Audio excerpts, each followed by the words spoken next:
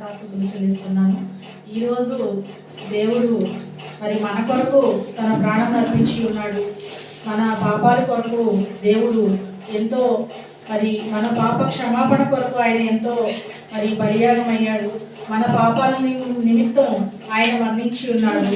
మన కొరకు పాపులమైన మన కొరకు దేవుడు మరి మీరు కూడా పరిశుద్ధులుగా రావాలి, తండ్రి దగ్గరకు మీరు కూడా రావాలని చెప్పేసి దేవుడు ఎంతో ఆశపడి ఈ దీనులమైన ఎందుకు పనికిరాని మన కోసం మన దేవుడు ఈరోజు మరణించి ఉన్నాడు.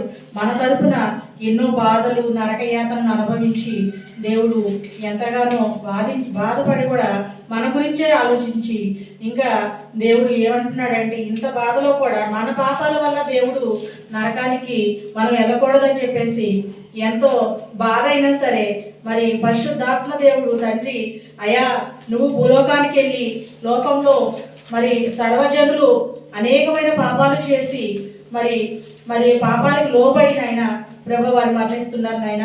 వారందరూ కూడా పరలోక రాజ్యంలో రావాలని చెప్పేసి మరి దేవుడు పరమయందు తన కుమారుణ్ణి మన దగ్గరకు పంపించి ఉన్నాడు.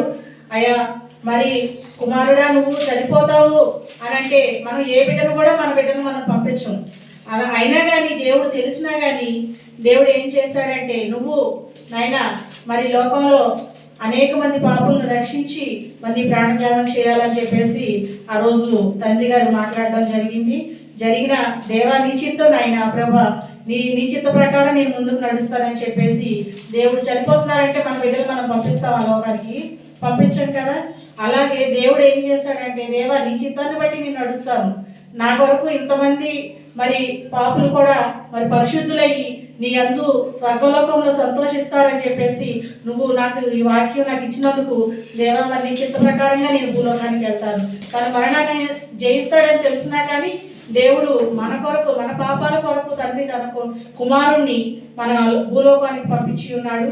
మన బిడ్డలైతే మనం పంపించము. అయ్యా ఈరోజు మరి బాగాలేదంటే నాన్న నా పరిస్థితి ఎలా ఉంటుందని చెప్పేసి కుమారుడు అడిగినప్పుడు మనం ఏం చేస్తాము, అయ్యా నీకు పర్లేదు బాగానే ఉంటుంది అని చెప్తాం. కానీ అలాంటి ధైర్యాన్ని మనం బిడ్డకి ఇవ్వాలని చూస్తాం. అయ్యా నువ్వు చనిపోతావంటే మనం ఏ బిడ్డని కూడా మనం తీసుకెళ్ళలేము. కానీ దేవుడు చనిపోతావని తెలిసినా కానీ మరి మన కొరకు మన పాపాల కొరకు మనం చేసిన తప్పుల కొరకు దేవుడు మరి లోకంలో జన్మించి ఉన్నాడు. మరి ఈరోజు మన పాపాల నిమిత్తం తండ్రి సిలువ వేయబడి ఉన్నాడు.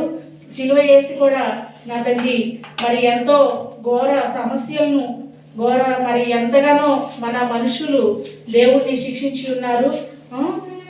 అంత నరకయాతనలో కూడా దేవుడు మన కొరకే బాధపడి మన కొరకే సిలువలో 7 మాటలు మాట్లాడి ఉన్నాడు. దానిలో మొదటి మాట అయిన ఆ మాట గురించి మనం ధ్యానించుకుందాము. దేవుడు ఇంత బాధ ఇంత నరకను కూడా అనుభవించి తన నొప్పిని కూడా పక్కన పెట్టి మన గురించి ఆలోచించి తండ్రి ఏసి చెప్తున్నాడు తండ్రితోటి, తండ్రి వీరేమి చేయుచున్నారో వీరు ఎరుగురు కనుక వీరిని క్షమించమని చెప్పారు దేవుడు. ఇది లూకా సువార్త 23వ అధ్యాయం 34వ వచనంలో ఉంది. మరి దేవుడు తన తండ్రికి మన పక్షాన విజ్ఞాపన చేశాడు. ఏంటంటే మనం ఇంత బాధ పెట్టినా కానీ తండ్రిని వీరేమి చేయుచున్నారో వీరికి తెలియదు నాయన, వీరిని నువ్వు క్షమించాలని చెప్పేసి తండ్రిని మన పక్షాన వేడుకున్నాడు నాయన. మరి సిలువలో ఉండి కూడా దేవుడు మన గురించి ఇంతగా ఆలోచించి మరి ఈ మాట పలికి ఉన్నాడు. ఇదేంటంటే దీనికి ఎంతో చాలా అర్థం ఉంది. ఇదేంటంటే ప్రభు వారు సిలువలో పలికిన మాట మొదటి మాట, ఈ మాటకి చాలా అర్థం ఉంది.